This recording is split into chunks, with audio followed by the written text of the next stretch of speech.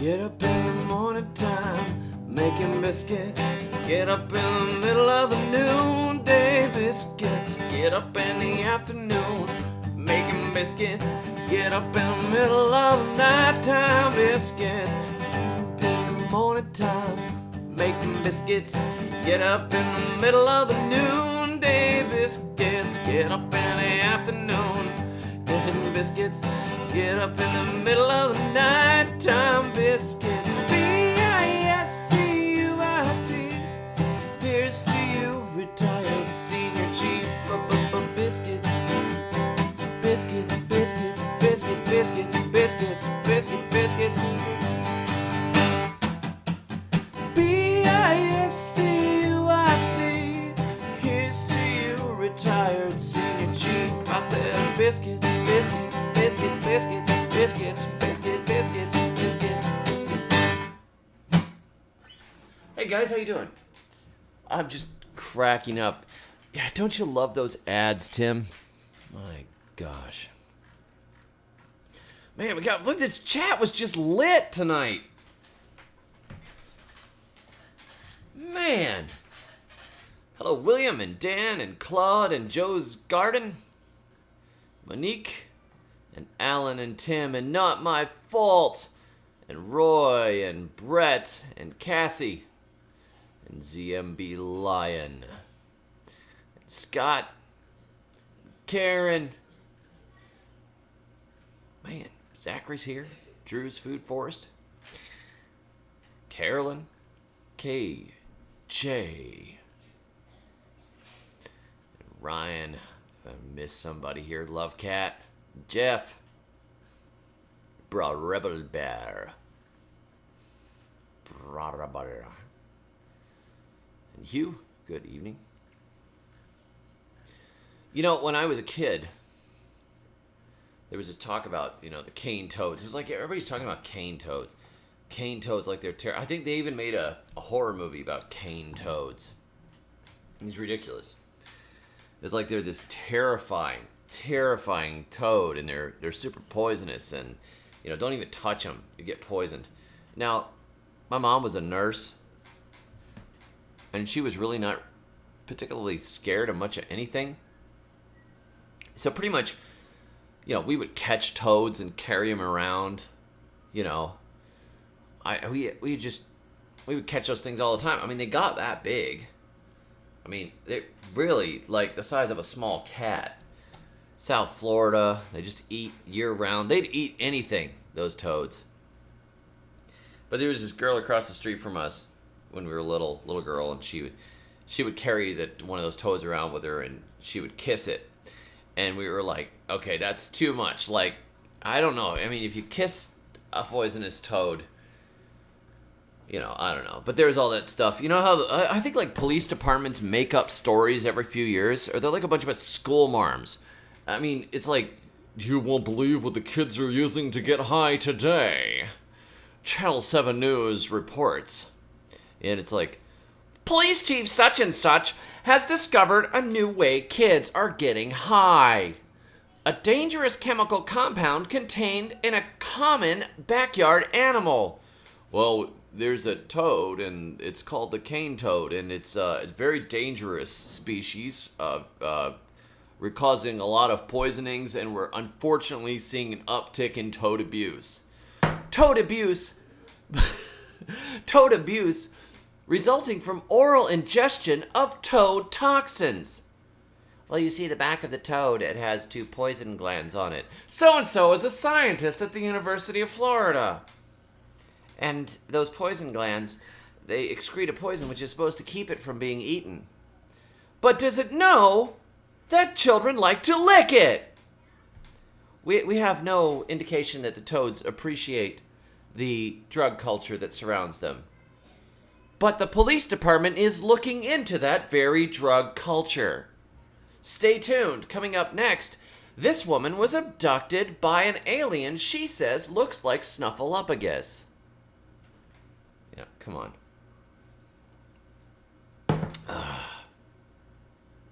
You gotta kiss a lot of toads before you find your prince. My gosh.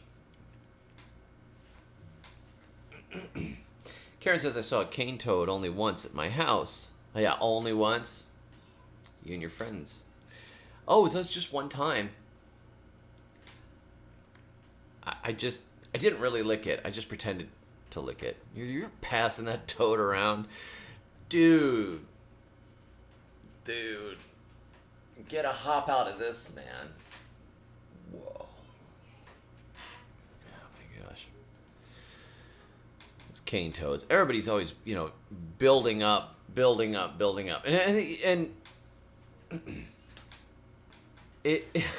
I remember the kids huffing paint, huffing glue, doing whippets. I mean, any stupid thing in the world. And it's like, if you didn't talk about it, people wouldn't do these dumb things. It's like, as soon as somebody puts it into your head, have you thought about licking a toad? Lots of people are doing it. No, I never thought about that before, but good golly, I've seen those toads around my yard, and I do have kind of an empty life. Maybe I should, wow. I don't know. I just never thought about it before. But, I think next time I see one of those little guys hopping by, I'm just going to lick it. I'm just going to pick that little baby up. I'm going to just lick him and see if I can have some sort of one of those experiences. I think they do that in India, don't they? They have those transcendentalists with are those snakes? Or were they, I don't know if they do that anymore. But it was on maybe I'm getting the countries mixed up. Anyhow. Yeah, Pogs. I remember Pogs. You remember the Angel's Trumpet, Brugmansia. Well, there's a big thing. A popular ornamental is responsible for the death of 3 stupid teenagers. Apparently, the stupid teenagers made a tea from it, which they consumed to get high. This is more common than you might think. Let's talk with Dr. So-and-so. Well, there are a lot of substances in nature that can cause addiction, that can cause altered states of consciousness. Unfortunately, people don't realize this, and they plant them in their yards. Ancient trumpets, that's right, Jonathan.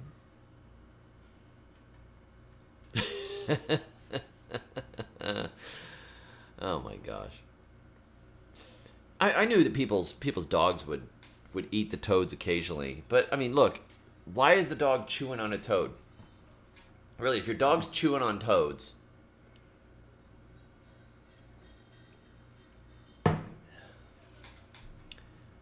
anyhow, actual content starts here.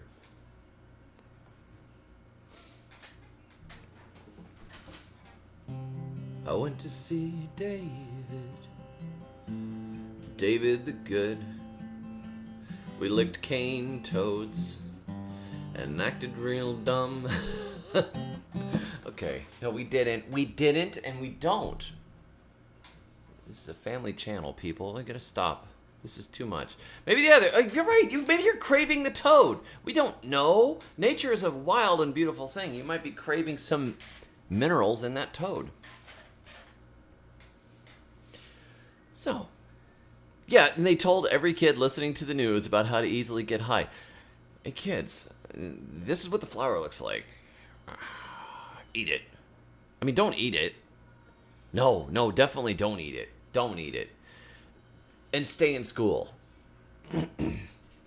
I love Brugmansia. It's beautiful. I like that whole family, the Nightshade family. Somebody sent me some pictures of Nightshade that they had dug up, and they said, do you think this will kill my dog? And I said, well, maybe, but it's a pretty plant. You have to decide. What are your priorities? Plants are beautiful. Everybody's got a dog. Not everybody's growing Nightshade. Yeah.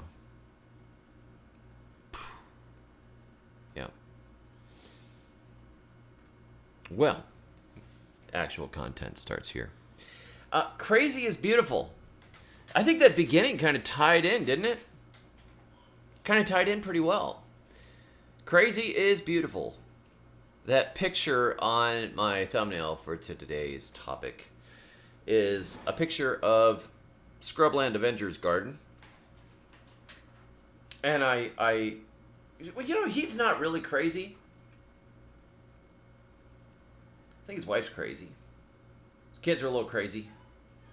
Scrubland Avenger is not really crazy. Well, maybe he's a little crazy. All right, yeah, he's crazy. I'll tell you why he's crazy. It's because he stays friends with me. I called him and I said, "Hey, man, I was gonna get this hotel for a wedding, and it turns out like if you don't book a hotel a few weeks or months in advance, and then you try to last minute book one during spring break because it coincidentally happens to be happening on the beach at the same time as this wedding, it's really, really expensive. They want to charge me like $600 a night. Can we stay at your house?" And he's like, "You got all the kids with you?" I said, "Yeah." He goes, "Oh, cool. Well, we'll make some dinner. I'm out right now. We'll grab stuff." And okay, so he's crazy. But anyhow, the crazy in his gardens is he has mixed up all different kinds of species together. And it's beautiful. There are wild pawpaws that have been growing on his land that he left alone. They're mostly, they're mostly big flowered pawpaw. Asamina obovata. I think it's obovata. And they're really pretty. They make little fruits that aren't particularly good, but they're a cool plant. And he's got all these different varieties of mulberry that he's collected. He's got velvet beans growing over trellises. He's got yard-long beans. He's got yarrow growing everywhere. Comfrey growing everywhere. Tithonia diversifolia. He's got wild black cherry that he just let grow. And wild plums that he let grow. And then in between, he's made these little like vignettes, these pathways. Knock this area down, plant stuff on the other side of it. Knock this area down and build the soil. Drop the wood chips. Get the animals running through there. Chop and drop. There's just so much cool stuff going on. You can't fully appreciate a garden like that in a minute of walking through it. I mean, how long does it take you to get an idea of what a cornfield is like? There it is. That's it. That's a cornfield. Well, okay. I've seen it. It's exactly 3 foot apart. It stretches all the way down there and it ends at those trees. It goes all the way there until it reaches the road, and it goes all the way down there until it hits the edge where that old gas station was, and it's somebody else's lot. That's it. That's your garden. Now, it could be very productive. I mean, obviously you can get tons and tons of food out of a cornfield, but you only get corn. There's a need, I think, a lot of less experienced gardeners and gardeners who don't know any better. A lot of less experienced gardeners are like, I really like things to look neat. I like little rows. I like everything to look a certain way. I like it to... I don't want anything that the HOA is going to get weird about. I mean, honestly, the HOA, I mean, it really protects us. And it just has to be neat. That's why I don't actually grow any food. I just plant rows of society garlic. You know, the craziness in a garden sometimes just makes people sort of freak out. Like when they first see, I bet you Karen's garden is crazy. I bet you Alan's garden's a little bit crazy. I bet you Drew's garden's a little bit crazy.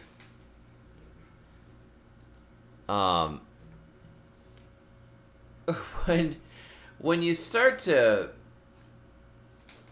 experiment and play, and you're always getting new types of seeds and plants, and you start searching for new areas to put them in, the perfect organization goes out the window. You start to go, oh, there's a gap.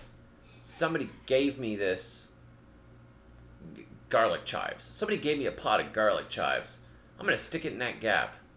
Well, last year, that garlic chive area, that was the bean bed that you planted pretty neatly the first time.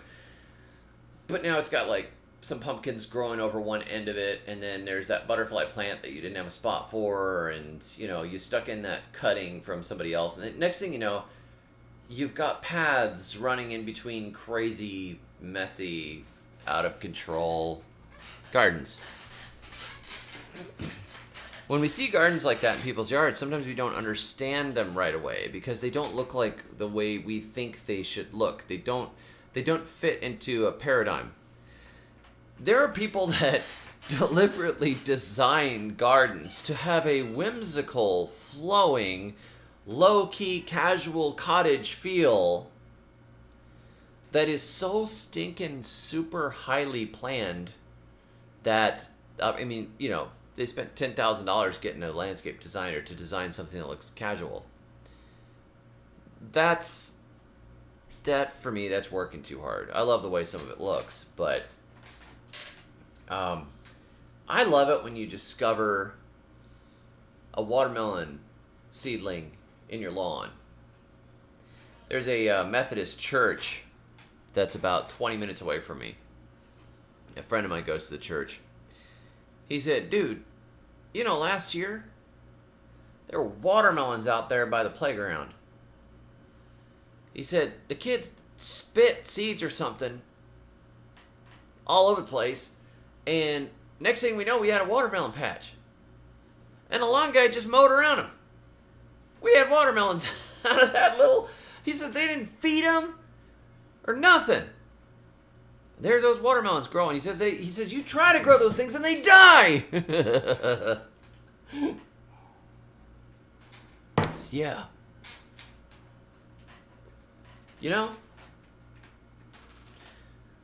Sometimes it's the crazy stuff that works. Throw the seeds around and see what happens. Stick cuttings over there and figure out how to make space for it later. It might get too big. Who cares? I'm planting it anyways. Alan says, I have green beans trellising my tomatoes. When you look at a garden and it looks like it's a mess because there's just stuff all over the place, sometimes the HOA type people don't like that. It's not really under control. They don't like it when the front yard has any branches or leaves laying on the ground. They like that savanna look. You got the grass, and you got your oaks. The grass goes up to the bottoms of the oaks, and it takes lots of work to do that.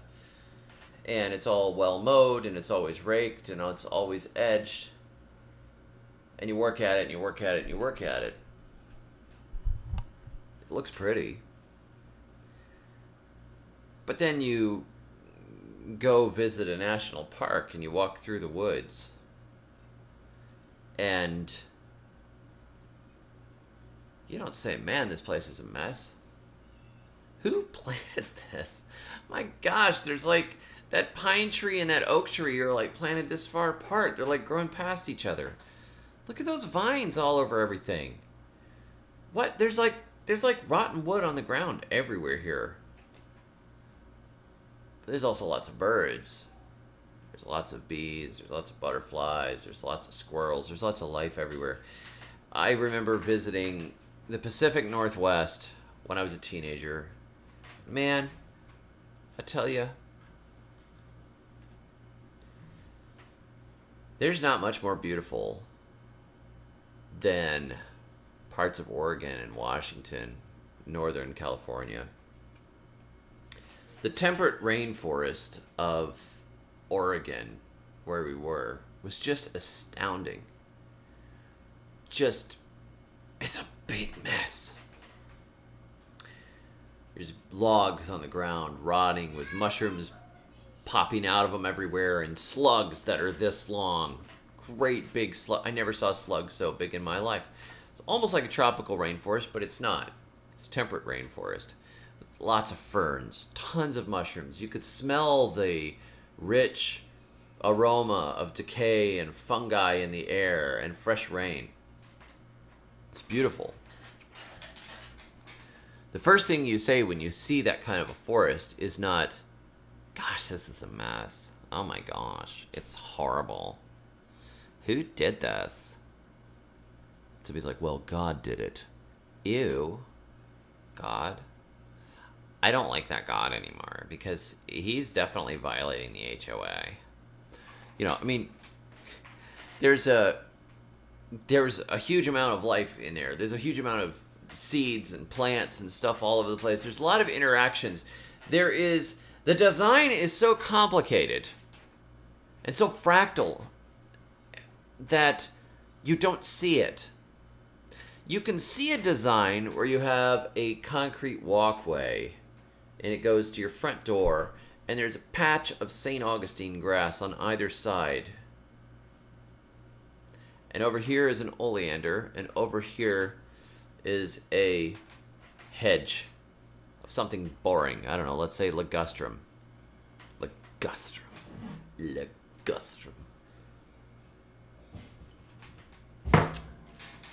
You can say, well, there's a design there. Yeah, it's a design.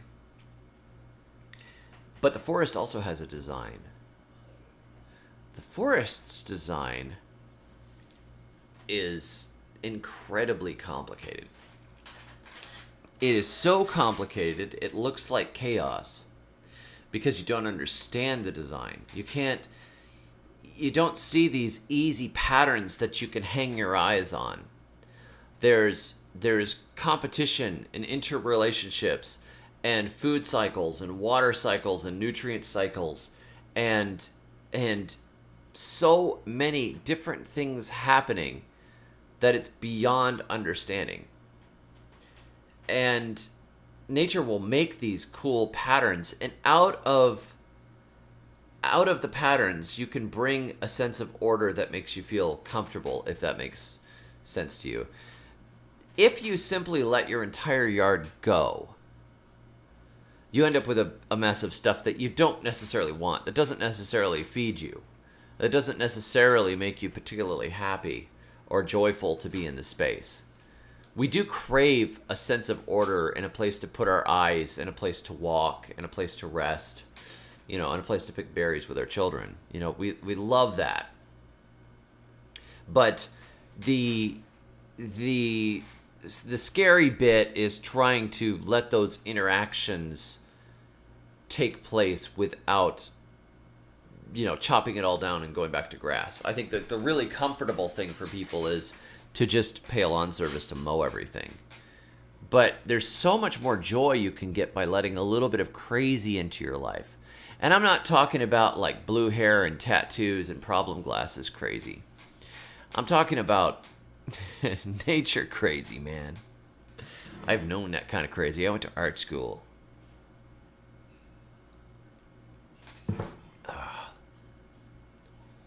There was just one girl that drew with a marker all over my car to get my attention. Art school. Another time, this girl sat down with me. I was getting some espresso and some pastries or something on a break between classes, and I sit down and she goes, "Hey." I said, "Hey, how are you?" She's like, "Can I sit with you?" "Sure." "What do you do?" "Well, I said I'm studying art. I play guitar. I like to write." She's like, "Oh, cool." I said, "Well, what do you do?" She goes, "I write poetry." I was like, "Wow. I'll read some to you." I'm like, "Okay." She goes and she gets out her notebook from her purse, and then I see that she's got like scars all up her wrists, and I'm like, uh-oh. And she starts reading, "You hold me tightly. Your love is like death. I'm bleeding." And I'm like, okay, well, I'm getting late to class. I have some more. No, it's fine. I realized, yeah.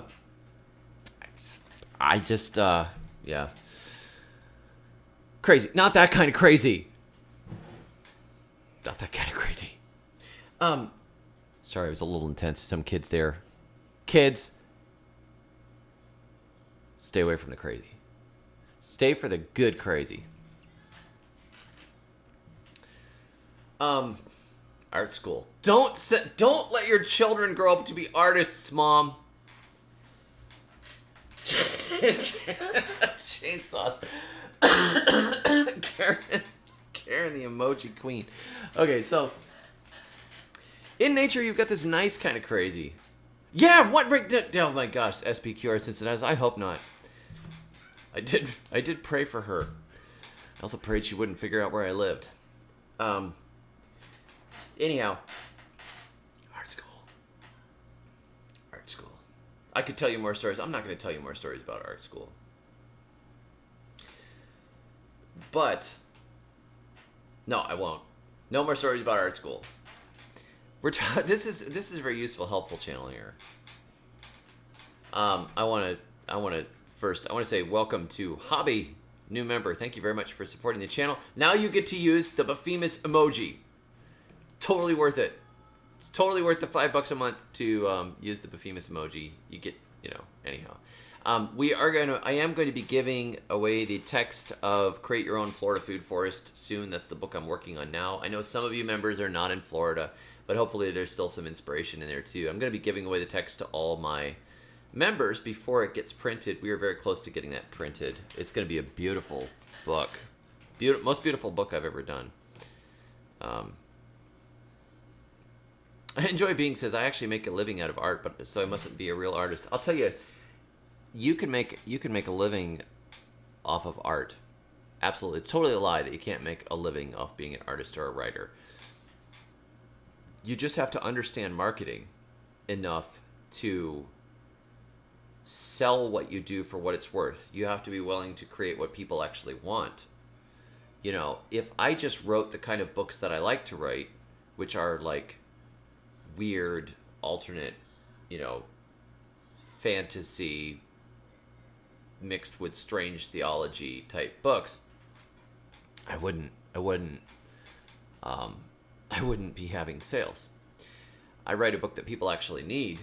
Totally Crazy, Easy Florida Gardening, Compost Everything, Grow or Die. Those books, people read the books, they go, thank you, that's useful. They can go out and they can apply it, and I make a living as a writer. I also want to thank Lachlan for the super chat. Thank you very much for the 20 Aussie dollars. Much appreciated. So, don't let your kids grow up to be artists.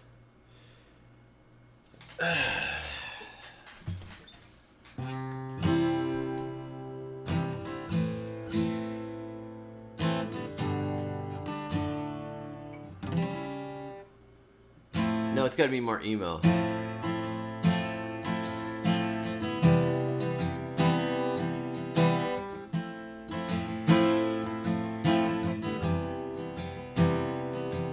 She sat down next to me with one of those weird expensive notebooks that only art school kids will buy. Can I sit here? She said, looking at me through her smoky lenses. I said, sure. I like girls. Girls are fine. A girl can sit next to me. I don't mind. I don't mind. What do you do? She said. I said, I'm an artist. I am too, but not a visual one. I dig deep into my heart. That's where I find my poetic art. I dig deep into my heart. That's where I mine all of my poetic art. That's great, I said. Do you want to hear my poems? She said. I said, sure. Guess I still had a half an espresso, and she was a girl, and I don't mind girls. So she opened up her weird, expensive notebook, and I saw her wrists look kind of weird. She had weird lines, engraved lines. She was wasn't fine. I knew she just wasn't fine, but now I was stuck. She said, your love is like a knife. You destroyed my life. You held on to me, let me bleed, and I died. Do you like poems about skeletons? No, I don't really. Cool, because I like poems about skeletons. I'm gonna read you one. No, that's okay. I said, I really don't mind girls, but this girl's a little bit crazy. Don't let your kids grow up to be artists.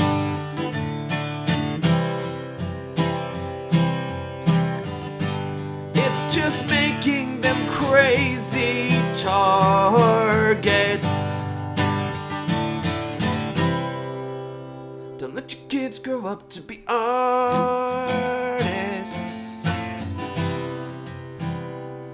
Well, that's enough of that. Sorry, we just had to get that out of the way so we get back to the theme. You poisoned me like a cane toad.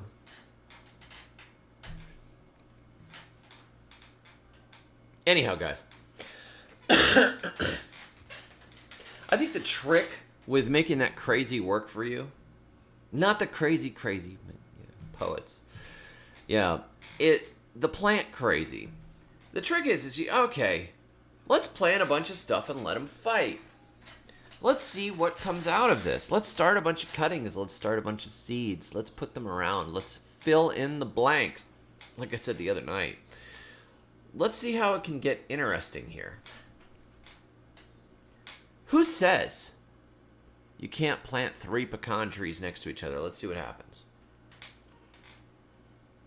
I think I could fit another fig in over there. I bet you I could tie an apple back to that wall. Wouldn't it be interesting to grow sorghum and then grow pole beans up it? I wonder if it would work like Three Sisters. Oh, and that's the way you do it, right? You don't let somebody tell you, will it work, can you do it, or whatever. You throw it out there and you let the environment select. Will it work? I don't know, try it. Try it. There are mango trees that I planted close to a decade ago from seed that keep coming back from the ground in North Florida. The lady that owns my old food forest property now told me, she's like, how long have these mangoes been here? I said, I don't know. A long time. Maybe 6 years. Maybe 8 years. Maybe 10 years. I don't remember exactly when I put them in because I was always planting stuff. See if it comes back. I don't know. It might work. One of these years, it might bloom and make mangoes. I don't know. Or it won't. But it's kind of cool. I mean, it's cool to try. You know, they said that I was told soap nut, Sapindus saponaria, soap nut. That soap nut could take 8 to 10 years to produce soap nuts from seed. Well, turns out that's not the case. Alex Ojeda. Any of you guys know Alex Ojeda from Permaculture Jacksonville? Very sharp guy.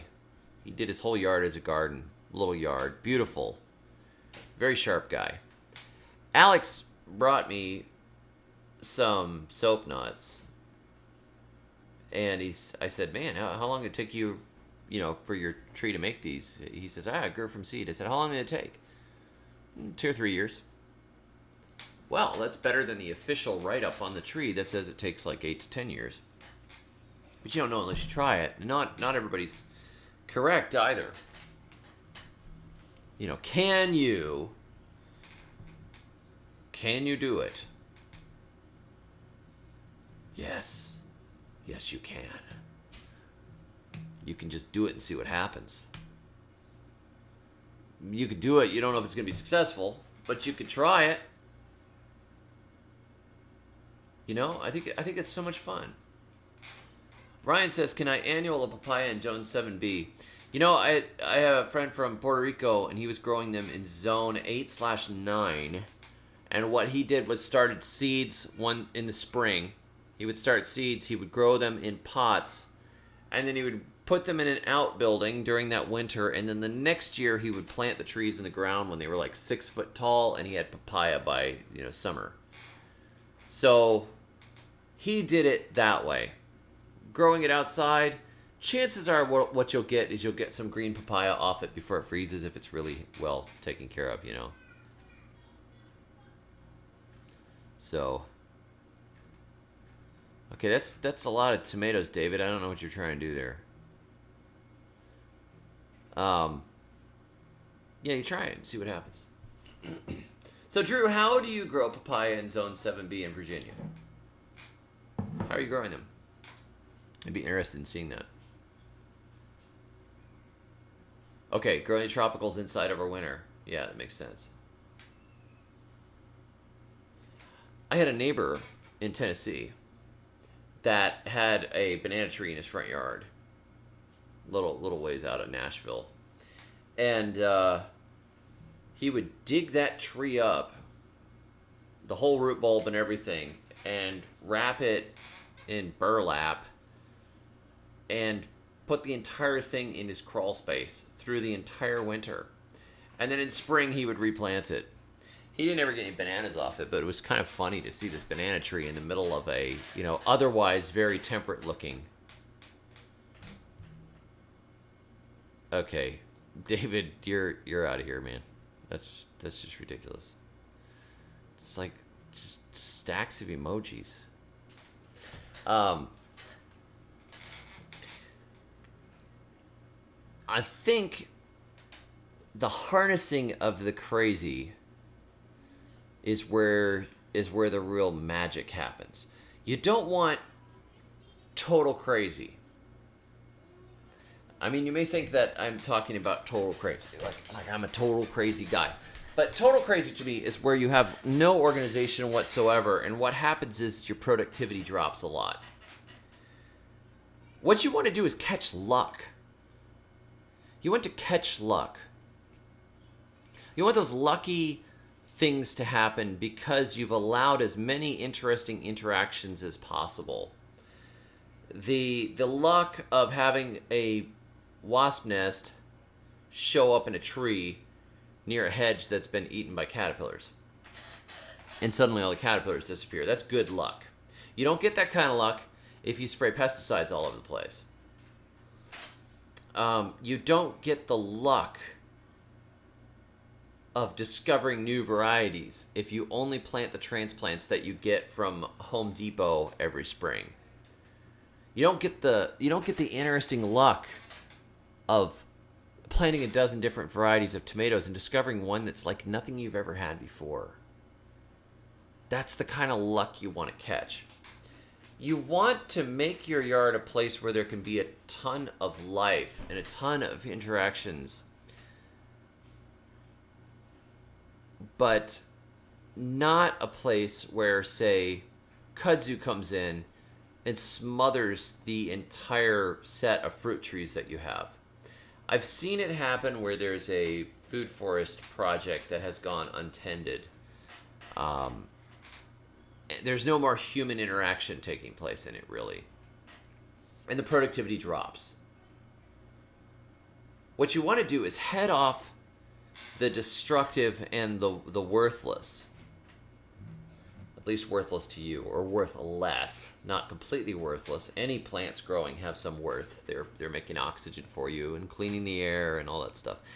But the sort of thing like having Kogan grass show up and surround all the trees in your orchard and slowly poison the ground with its allelopathic powers and choke out the life. That's what you don't want. That's the kind of crazy you don't want. You don't want poison ivy to get all over your mulberry trees, so when your kids go out and pick, they come, they end up with poison ivy. You don't want things to get so dense and thick and overgrown that the bulbs that you planted 5 or 6 years ago die out because of lack of sunlight. You have to go in with your machete now and again, or your chainsaw, and clean things up. There's a space and a time to get that disruption going on. And there's a beauty in letting the ecosystem show up and do interesting things without going so completely out of control that the whole thing becomes unproductive. Like, for example, if you're in the tropics and you have a mango tree that grows in the middle of your backyard, if you let that mango go for 20 years, the mango could make such a big canopy that everything else in the backyard dies. There was a patch of gingers over there. There used to be a banana stand over there. There used to be sugarcane over there. There used to be a little breadfruit over there. It's all gone. Everything has been conquered by a 60-foot tall mango with a canopy that covers the entire backyard. That kind of crazy is, unfortunately, it's not the useful crazy. So, what you want is to throw a bunch of things out there and see what happens, and make space for interesting things to happen. Fill in the blanks. Pop a piece over here, pop a piece over there, pop a piece over there. But if this thing starts to come and choke that apple tree that gave you such a good harvest last year, hey, cut it out. Knock it back. Blow it over. So, it's... Yeah, untended equals disaster in Florida, Firefly Woods says. It's true. Pastor Don says, have I planted bananas in Alabama yet? If so, what variety? I have planted some dwarf Cavendish and some truly tinies underneath the oak tree in the middle of my gardens. They froze all the way to the ground this last year, and they've come back from the ground. Now they're about that tall. I don't think they're going to do it there. There's some other varieties I've got to try, but I think that we're just too cold. If I was another 45 minutes south, I think I could pull it off, but here, I don't know. I'm looking for some fiber bananas, Musa Bajju bananas. I haven't been able to find any yet. I want some Musa Bajju that I can use just as a chop and drop. But right now I'm using the Canas for chop and drop. I'm very, very happy with them.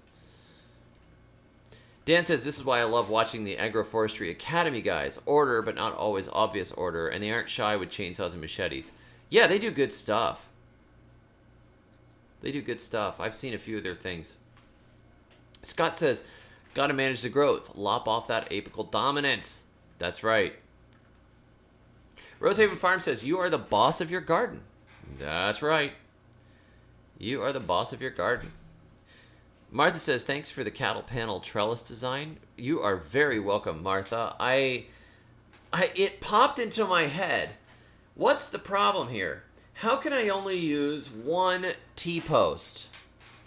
I just want to use one T-post. I don't want to buy 2 T-posts. I don't want this to be complicated. I want one T-post to hold it up. A T-post is very steady in the ground.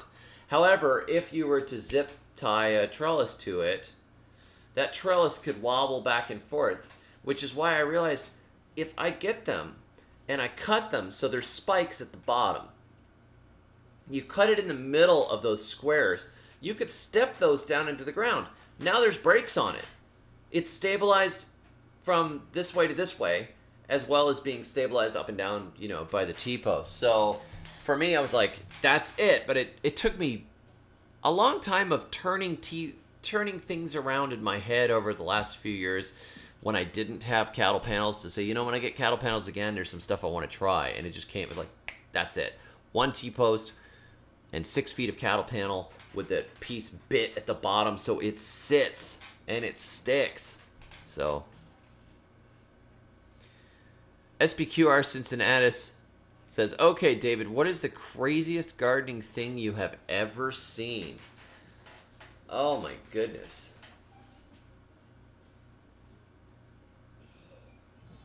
That is a big one there.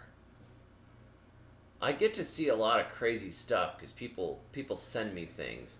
Plus, I'm seeking it out. I'm always looking for like, what is the weird, neat thing that we could do? Let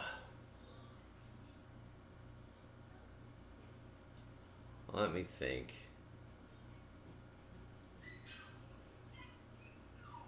One of my favorites, I think, was the starfruit tree that was in North Florida that my friend Curtis planted. He tucked it up alongside of his garage in just the right spot that, I mean, it would have frozen, it would freeze to the ground there otherwise. And it just happened to fit. I really liked that. Another one was when I saw a jackfruit growing in a greenhouse, and the greenhouse had been dug 6 foot down into the ground and a greenhouse erected over it, so it had a high headspace in the greenhouse. That was at Craig Hepworth's place. And the jackfruit and a starfruit and miracle fruit and other true tropicals were producing there, and I just thought that's so cool. That's where the Push the Zone book came from that I wrote. And Push the Zone is my worst selling of all of the gardening books, but it's the one that I was the most fascinated with, and in the researching of how can you make stuff grow outside of its zone. So I would say those two I found really cool. I remember when I was a kid, this old lady skinning apples and throwing them around, the apple peels around her pineapple plants to make them fruit, and it works. But that's about it. Maybe that's not that crazy, but... And Bonnie Blue 2A, thank you very much for that. That Bonnie Blue flag. I used to have a Bonnie Blue flag hanging on my front gate in North Florida. Thank you very much. That's a very generous super chat.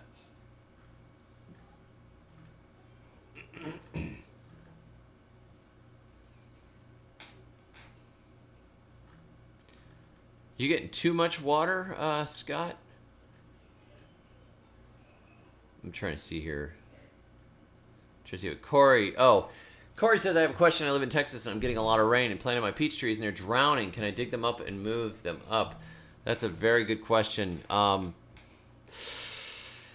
It's always a risk. This is like the worst time of year to move fruit trees. They don't always live when they get transplanted. It's a stressful time. If there's lots of water, they're gonna live. But I mean, if you really think they're gonna die, yeah, I would dig them up and move them up. But when I did it, I would prune them back severely. I would take off most of their leaves if possible. And so transplant them with just a few leaves on them and move them higher. Brett says it's easier and more productive to plant too much and have to remove some than it is to plant too little and get little. Yeah, I agree. But you have to thin too, because if you don't thin, then everything just chokes each other out.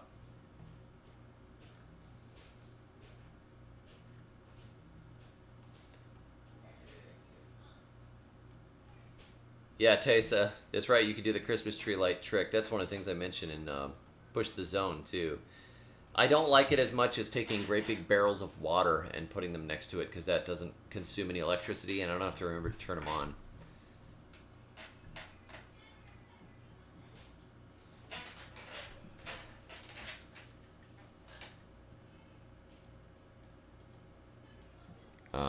Let's see.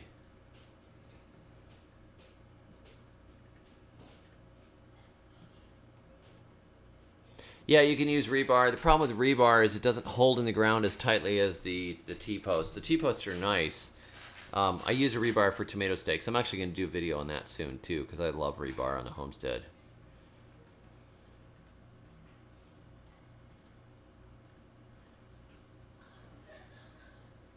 Ryan says, Scott Head got me to read Compost Everything, and one day, somewhat recently, I finally found the channel after reading 4 or 5 books. Well, welcome.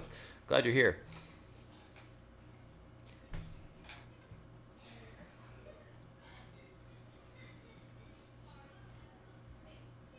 I'm trying to get through people's questions here. I'm reading as fast as I can. The Weather Unknown says, hey, do you have to graft citrus trees or will they still grow good fruit? Usually, if you plant seeds from a good tasting citrus, it will make good fruit. I've had multiple seedling grown citrus fruits, and they were great. I had a seedling grown lemon, a seedling grown oranges. I've had seedling grown grapefruit. They were all good. You don't have to graft them. Grafting them just takes the guessing out of it. You know exactly what you're going to get. You may get grapefruit that are a little small or a little sour or whatever. You know, you don't know what the variation is going to bring you. So grafting is a way to both take the guesswork out. It takes some of the excitement out of it because you're not going to get a new variety you could name after yourself or your friend or whatever. But on the other side of it, the grafting also increases or decreases the amount of time it takes to fruit. Those will a grafted citrus tree can fruit the next year on the graft, whereas a non-grafted tree has to go through a juvenile period that can take a few years. Monique says, that's why I planted all my fruit trees in 25-gallon injection mold pots. I can't do this lousy draining clay. Yep, sometimes you have to. It's better than not gardening. Yes, if you transplant it to take the tops back, you can also hand strip a lot of the leaves off. Mike says, can you graft a bean-producing stem onto kudzu? Possibly. They're not that distantly related. The difficulty is trying to graft something like that and not have it dry out and immediately die. It's very hard to graft very soft-fleshed things like that and have them stick. They usually dry out. Drying out is why most grafts fail. The two things are usually, it didn't touch the cambium. The cambium needs to mate. It needs to meet together and heal. Or it dried out, or both. Pardon me.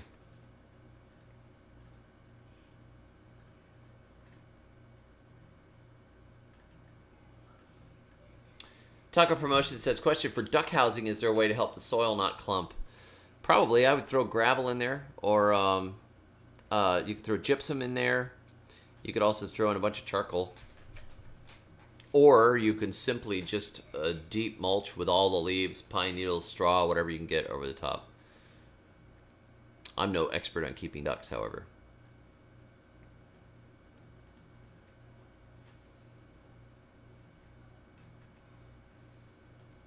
Rip says, what should I do with a peach tree that never produces for me? It was already on my property when I bought the land. I would probably prune it. I would probably prune it to a really good shape where it gets lots of sun through the middle. Prune it to a vase shape heavily in the winter and feed it well and see if it fruits for you the next year. Tim says, Rusty Rebar is what wreaked havoc on my tomatoes. Never again will I try that. Well, it's funny, we always used it... we used it in Grenada for steaks because it, you could use it again and again and again. Did it just tear the stems up? It may also depend on how much wind you get. If you get wind and it's pushing against it, maybe. I've heard of that tomato starts in a hole cut into potatoes. I've never tried it. I don't know. Oh, 7 to 8 years old, it should come into production. You know, it's possible that it's not pollinating, too.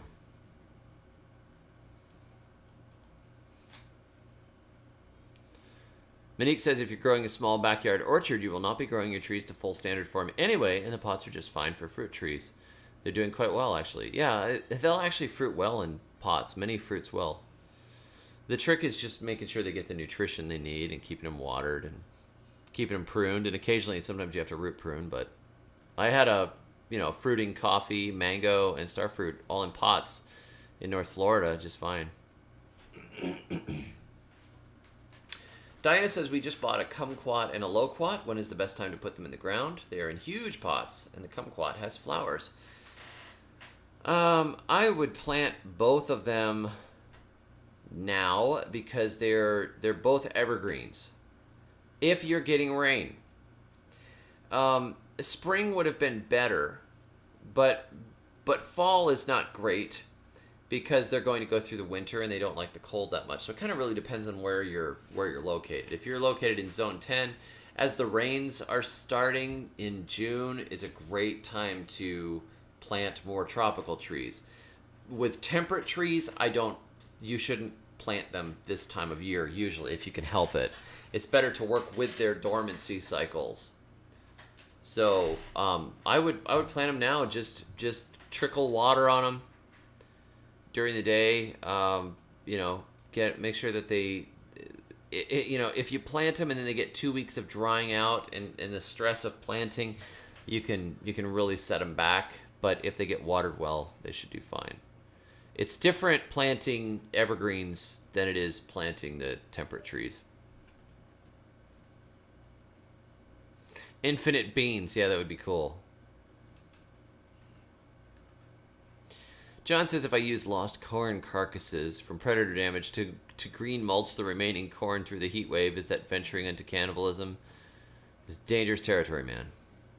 Careful, John. Careful. ZMB Lion says, my peaches don't produce because the buds freeze. That means you have a variety that is not the right chill hours for your area. You need one that has higher chill hours, so it will bloom after the cold. Ryan says, on the crazy theme, we have melon pits. What about cucurbit containers? Sure. Take a container, throw a bunch of rotten stuff in the bottom of it, compost, eggshells, dog droppings, doesn't matter. Put a little bit of dirt on top of it. Plant your cucumber seeds. It'll grow like crazy. You'd be surprised.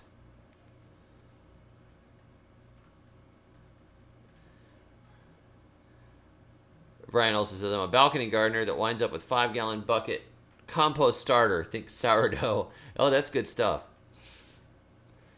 Tim says, Loquat leaf tea is delicious. My pre-bedtime staple. I forgot about that. I got a Loquat from Karen.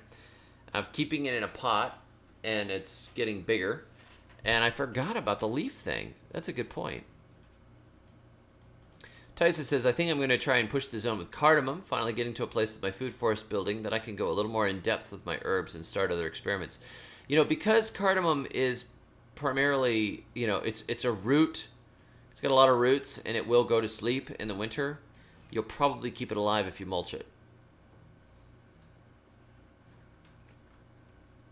Monique says, my kumquat bloomed in spring and is blooming again now, though. I have a kumquat in a pot myself, and it's blooming right now.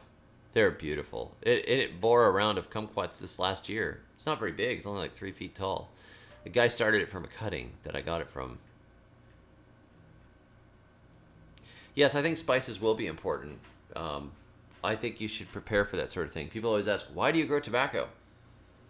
Well, because I got to make sure I get it, But other than that, I think it's fantastic barter goods. And heck, if everything collapses, I'll probably take up smoking again. Why not? Why not?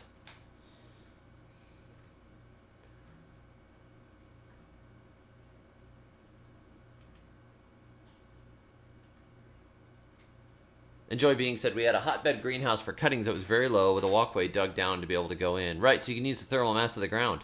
It's great. Man, Drew, if you can grow a breadfruit tree, that would be amazing. And they don't even like South Florida that much. A man of science. A Scientologist.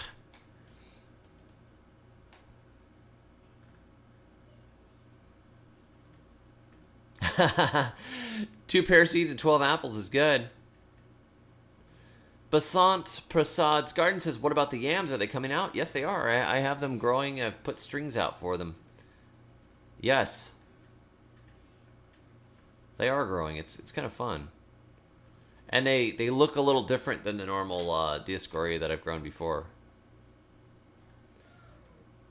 Hopefully I prune the Loquat to make it branch. Well, it was kind of branching, I think, a bit already. I just knew that it had been yours, and I didn't want to do anything.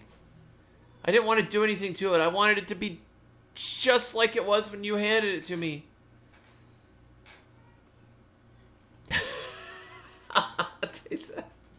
Your advice and knowledge is priceless. Unfortunately, $5 is all I can budge for right now because my chayote seed costs $20. Your priorities are correct. Thank you. Oh my gosh. Thank you, Bill Wiggy. I appreciate it. You can make a tea that is medicinal with guava leaves. Yes, I tried that before. I don't remember if I liked it or not. I don't think I hated it or I would have remembered it. Do I miss having coffee trees? Oh, yes, Martha. I really do. I really wanted to grow my own coffee. And I am disappointed. I mean, it took me 3 years to get my own land, and then I got my own land and only got to have it for a year before the lockdown and everything. We only really lived on it for about 6 months. And I do miss it. I really wanted to grow a little coffee plantation. But, oh well. I may someday own my own land again, and I'll build a big greenhouse and put potted coffee in it or something.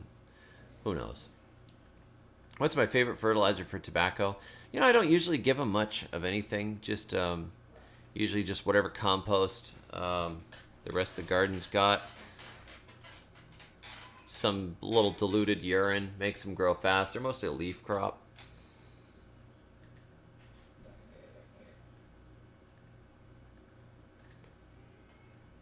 Odd Rob says, if I could replace my whole backyard lawn with trees, I would. Oh, yeah. I agree. Totally. Rosehaven, have a good night. It's good to see you, as always. Hope you and your family are well.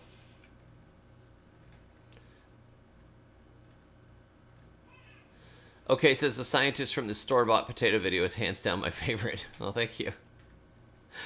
You know, the video that I did today on doing the herb garden, I gotta read what YouTube said about it. It said, let me see, where are the analytics? I've got to find the I gotta tell you what this says.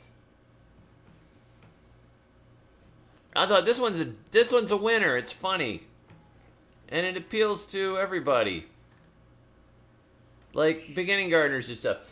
I should have known. You guys aren't into anything beginning. It says, fewer regular viewers are choosing to watch this video. See details. What's going on? Regular viewers are choosing to watch this video less often than usual, contributing to 12% fewer views. Compared to previous videos on your channel, people who regularly watch your channel are clicking less on this video's title and thumbnail. Improving the title or thumbnail of this video could increase viewership, but keep in mind that some topics may just naturally attract a smaller audience. This video has gotten 1,675 views since it was published. Your videos typically receive 1,900 to 2,400 in this time frame. And then it shows me this graph of, looks like a rocket that's not reaching orbit. Yeah. So anyhow, that was not apparently anything anybody was that interested in, but yes, Scott mentioned the highlighting in white. I just thought that's hilarious. I gotta do that. I'm doing it. I'm doing it. We need more videos with the person of science. The man of science. Well, thank you, Ray. Ray87 watched it. Fist bump. Somebody wrote me and said that they appreciated it. Now they're gonna go plant herbs. I thought, well, that's really nice. I'm glad. I think that's great. Somebody is going to go plant some herbs in a pot and spray paint dinosaurs on it.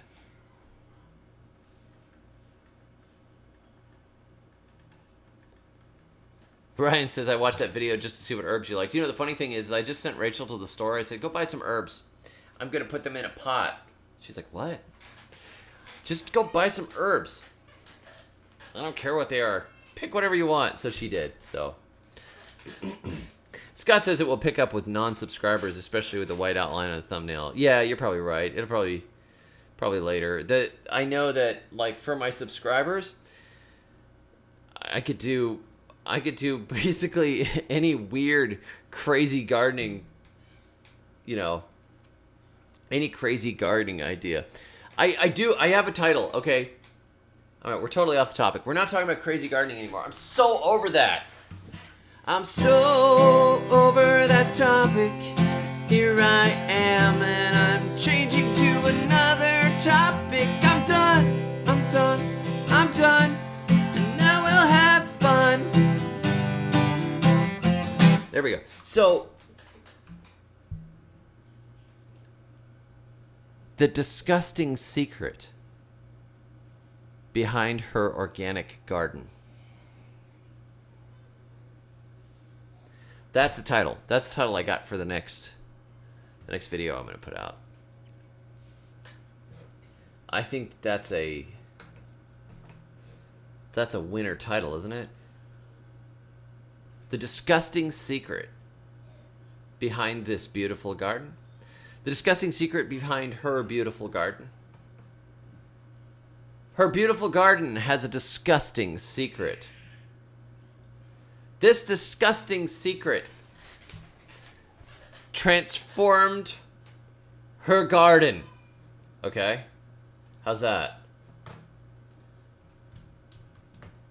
I think that's like a great title. This is the one I did earlier today with the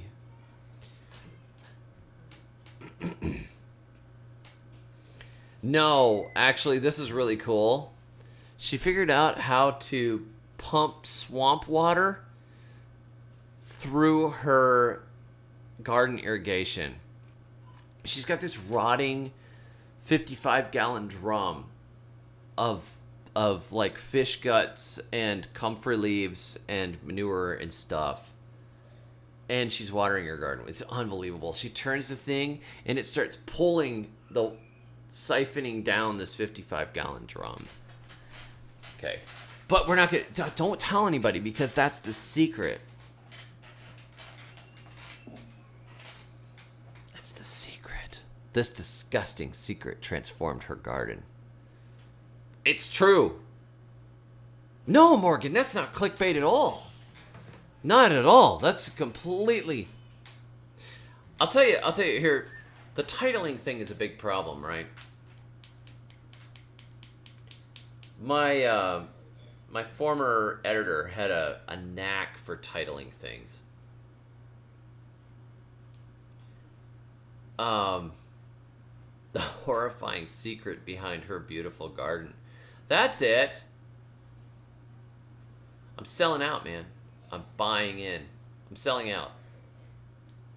Discussing secret. I can't even say it. In the likes of which we've never seen before. The secret formula. The disgusting secret formula to her gardening success.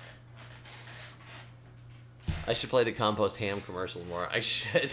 I lost the video. I have to find it.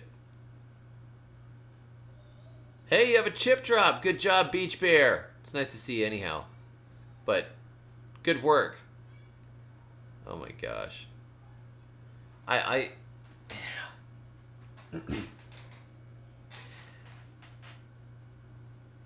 The titles, okay. Compost everything. I knew that I wanted my title to be something like Compost Everything. It had to have extreme composting, and I was tossing around the extreme composting by David the Good. Compost Everything by David the Good. And my editor says, Compost Everything, the Good Guide to Extreme Composting. It's David the Good. The series will be the Good Guide series. Wow, that's great. So I came up with the title, Grow or Die. The Good Guide to Survival Gardening. That Good Guide thing was just so awesome. So, it's kind of cool. You won't believe what she puts in her root exudate milkshakes. That needs to be... My root exudate milkshakes bring all the soil life to the yard.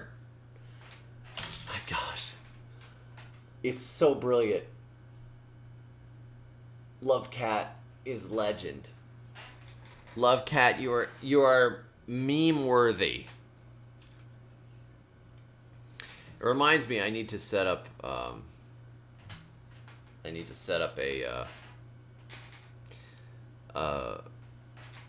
the t-shirts better, because I have these cool t-shirts and t-shirt ideas, and they really, I have a few of them that you can get, but I've got to get that set up again. I got to call my t-shirt guy again. So you won't believe what she put. Yes, you'll never believe what we found in our compost. Legos!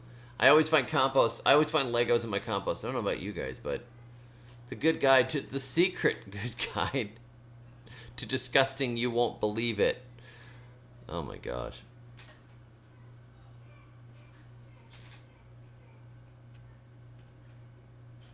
Yeah, you overwater citrus, it'll start getting yellow. Horrifying exudates. That's right, Zachary.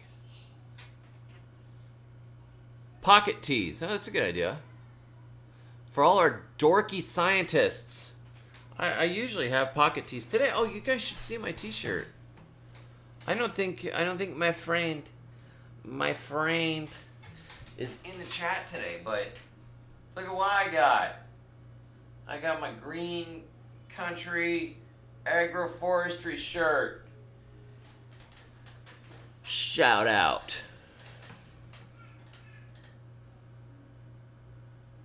I like to dig, diggity dig. Oh, that's a great one there too. I like to dig. I'm gonna see it. I'm gonna write that down. We'll see if we can make that happen. I like to dig, diggity dig.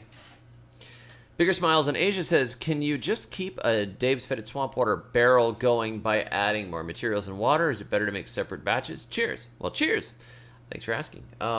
I think that you know what? What usually makes me dump them out is when I have forgotten and left the top off and mosquitoes got into it. That's usually when I dump them out. Otherwise, I think it's a great idea to just continually use it, just like kimchi.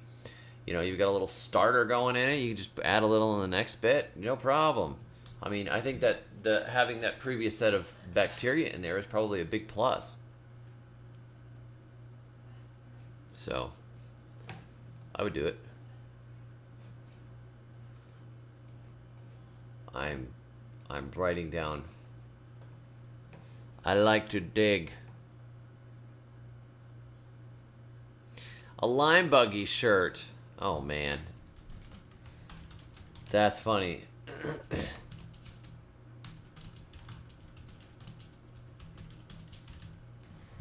It should say lime buggy, lime buggy, lime buggy, buggy, lime on it. Well, that's a good idea. Hey, Symbiotic Finca. It's good to see you, man. Scott says, I have a 3-year-old bucket of Dave's Fetid Swamp Water. It's just fine. It's better. It's like fine wine. Finca says, I'm in my food forest starting production phase, and it's a blessing. Oh, it's so great.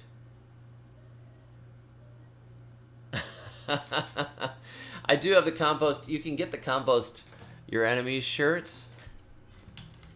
But you have to, let me see here. It's not always that easy to find. I'm trying to figure out. I was trying to get this reorganized over at, Aardvark's place. These are what we have right now. The t-shirts, the set of t-shirts. I like that this is a family business and it's a friend of mine. Lime Buggy Compost Coffee Mug. Yes, the Compost Your Enemies shirt, I just put the link. You can find it in the collection. It's not on Amazon. Amazon has a knockoff version Somebody saw my shirts and decided to do one of those scammy things. But somebody's done that with my books before, too. People have stolen my photos and reused them and everything. They can't make up the ideas to begin with, though. That's what the magic is. No big deal to copy it, but... Yeah, aged in the barrel, it develops a more complex bouquet. That's what Dan says. That's good.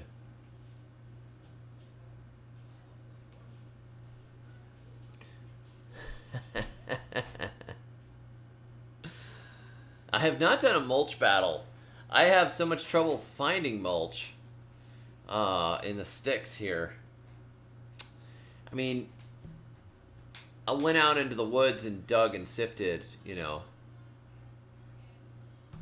You know, that shirt was supposed to be available. Let me see if it is. Yes, it is. He got it up. Cool. Okay, check this out. This one, I have, oh my gosh, I didn't even know he had this one. It just showed up. Check this one out. This one is funny. You guys will like this one. Look at it. He's got it in medium, small, medium, large, extra large, 2 extra large, 3 extra large, 4 extra large. That's pretty good. Okay, so. Yeah, watermark. I know. I'll just take more pictures. The books are copyrighted. I don't know about copywriting the shirts. It's difficult. It's a big process and it's expensive. You know, you can come up with the thing and say, look, I did it first, and sometimes Amazon might pay attention, sometimes they might not. It's the books are copyrighted just by the fact that I published them first. You can get a case off of that, but the Amazon merch people steal t-shirt designs. Yeah, they just rip it off. So Scott, awesome. Scott says I'm actually buying the DFSW shirt right this minute. Cool. You should be able to select the size. There's a pull-down menu right under the Dave's Fetid Swamp Water shirt. It says size, and then there's SM. I'm doing it right now. Now they have unisex tee, a hoodie, or a ladies tank top. Ladies tank top with the Fetid Swamp Water. Woo. That's hot, man. So, but I can ask him about pocket tees. I don't know why they didn't do pocket tees. I'll ask. I need to call him tomorrow anyways, so. Oh, that's not a bad idea, Monique. I did that with one of my old documents. I just quit worrying about it. Turn off the news and grow a garden. Yeah, that's a good one, Tammy. I agree. We need a black olive shirt for you, Rick. You just got back from Yellowstone? Tell me, is it rising? Is it gonna blow? I'd like to know. I have to write that song down. The Rubbery Eggs. Oh, well. Yeah, I want to see it before it blows up. That's right, Finka. I agree. That's the way to do it. So, the bacon one. Proof that God loves Gentiles. I know, it's hilarious. The dude has a great sense of humor. He does a lot of anime conventions. I see he's got the I Survived the 2020 COVID-19 pandemic shirt. Now, if you buy his other shirts, I don't get any money, but you're still supporting him, so he's a good guy. Invasion of the Tardigrades. The water bears are out for blood. Oh my gosh, I've got... Okay, check this one out.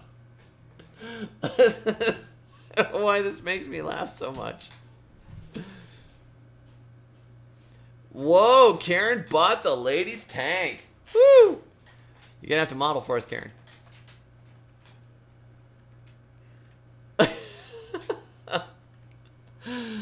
Oh my gosh. Hi, I'm David the Good. You've replaced your eyes with olive. Wow. Good work. Any progress on the bees and wasps? That is a good question, Ellen. Yes, on Sunday afternoon, I said, you know what? I'm not going live because I have a family. I'm a family man and I have family, but I don't want to stop gardening.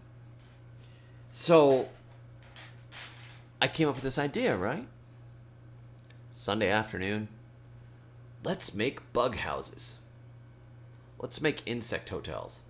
So a few of the kids and I, we cut up some dried hunks of firewood that we had dried to turn into firewood, but it's nice and dried and cured. So we cut up some of that, and I cut up some untreated pine 2x4s, got a couple of drills out, and we drilled a bunch of holes, and we made little like solitary bee and wasp houses, bunches of holes. I took a cat litter container because I had bought this cat litter to use the clay in my gardens and to throw down the rows, and I cut the center of it out, spray painted the whole thing black so it's not brilliant yellow anymore. It looks better. And then inside of that opening, it's like a television opening except vertical, I stuffed all the wood inside with all the holes drilled in it, and I curled up some cardboard pieces and stuck them in there, and I'm going to go hang it on the tree over the garden. So I'm starting on it, yes. It's cool. And then my one of my sons was watching me do it, and he was like, I'm making my own too. So he made one out of a 1-gallon jug, and he hung it on the end of one of the garden trellises. So we're going to watch it and see if any solitary bees move into it. It's pretty cool. Okay, says, I made an insect hotel with dry Japanese knotweed. If I had that here, I would use it. I was thinking about trying to find, there are these patches of river cane around here. I need to get some of those. I need to get a bunch of that, the bamboo river cane, and cut it up and do that. So, crazy is beautiful, laughter is medicine. The land is breathing in and out. You remember that? No, these... I have a Jason Avers shirt on right now. But these shirts are not Jason Avers' shirts. This is Aardvark screen printing. These are my... Aardvark has a great sense of humor.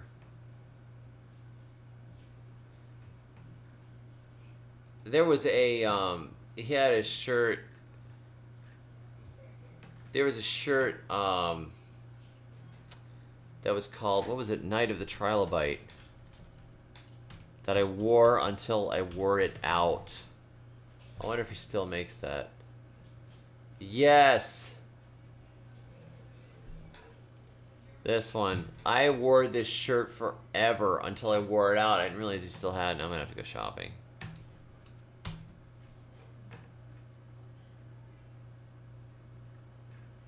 This one is funny. Night of the Trilobite. We present for your approval the way we feel the world should rightly end.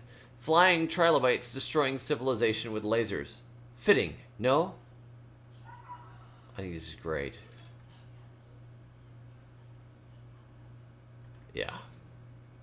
I mean, there's a reason I work with Aardvark.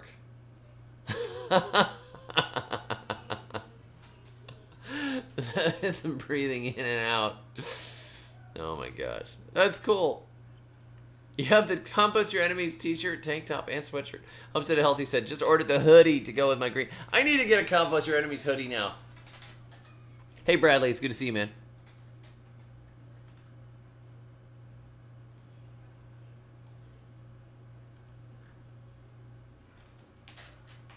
Jason Avers has a channel. He's another good gardener. He's a sharp guy. He has good ideas.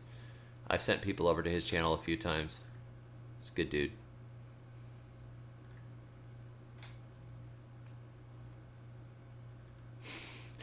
Yeah, Morgan, that t-shirt there. Yes. I understand. The Pillbug Uprising is coming. I hope so. Oh, guys, I think I should probably close this thing out. This has been a lot of fun. I think I missed you on Sunday when I had to hang out with my family. Oh. No, don't just type in aardvark. You'll get all kinds of weird stuff. All right, just a second.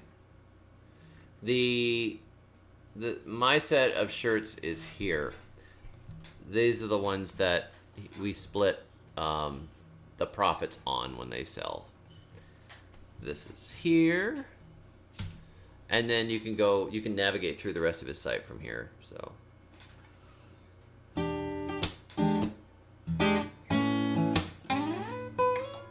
oh, that's awesome, Scott. That'd be fun.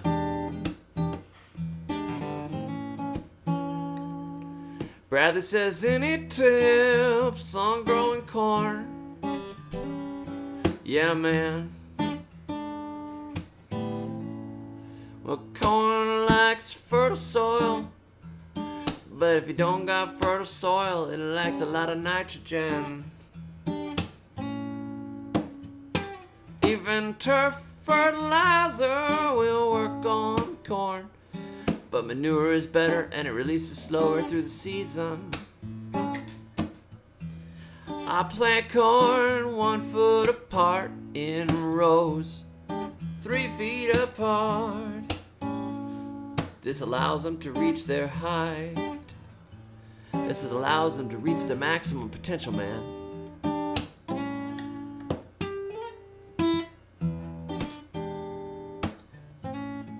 You gotta keep them fed through the season, but you can get away with not watering if you got them spread so far out and you keep the weeds down. That corn will grow so fast you can hear a creaking sound.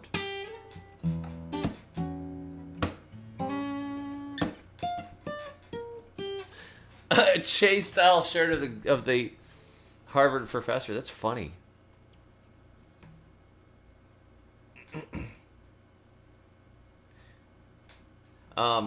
Corn's pretty easy. Plant it early, though. I mean, plant it late in the year, it doesn't like that, usually. I never had much luck growing it late. If I plant it in March in my climate, it does fine, but I wouldn't go much later than that.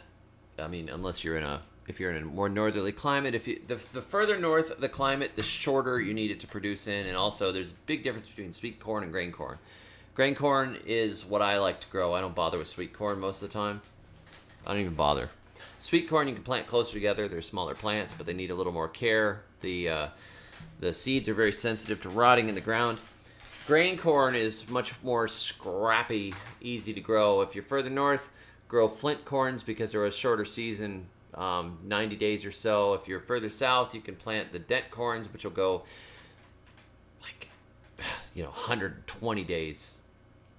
But they make a lot of biomass, which is great for compost. Thank you. Thank you, Joe, for the super chat. Great stream. Thank you. Thank you very much for being here. Thank you very much for the tips. I appreciate the tips for the tips. Happy to give gardening tips, even if I don't get tips. But the tips keep me coming back. I appreciate it. My YouTube channel is here. Let's get started. That's funny. Well, guys, have a great night. And I'll catch you all soon.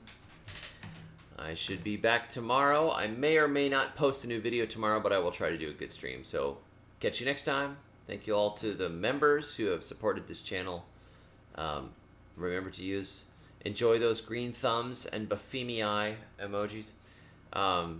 If you guys can take my recent video on starting herbs in pots and just pass it around to people on Facebook, if you're on Facebook, that would be great. And I'll catch y'all next time. And until then, may your thumbs always be green.